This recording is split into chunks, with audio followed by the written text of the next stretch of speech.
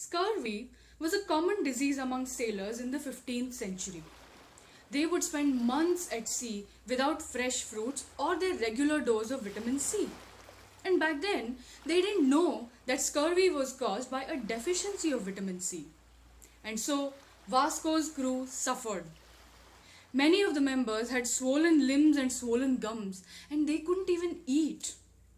But the sailing continued, and they reached Mozambique Island. It had beautiful white houses and palm-lined roads. The people there wore fine clothes and caps made of silk and gold threads. It was an important trade center.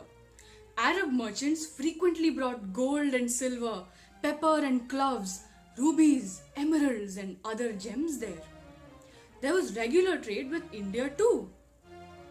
The Sultan in Mozambique was pleasant to Vasco. But when he saw the olive oil, the cotton and the hats, he wasn't impressed at all.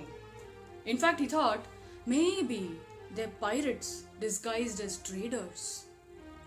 That's when Vasco realized that those areas were extremely prosperous and it had been an utter mistake to not bring more luxurious goods for trade, like gold.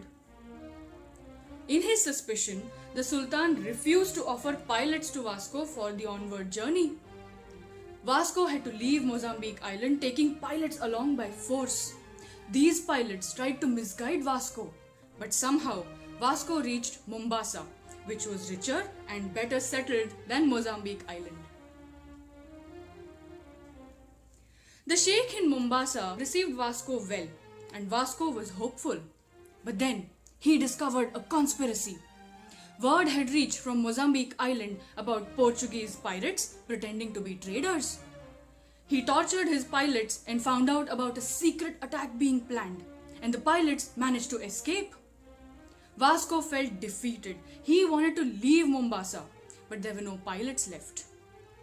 Just then, a ray of hope appeared as a man who was a pilot from Mecca and wanted to go home. He offered to take Vasco to Melindi. But would the experience in Melindi be any different? Would Vasco be mistaken for a pirate again? Want to know what happens next? Like listening to stories?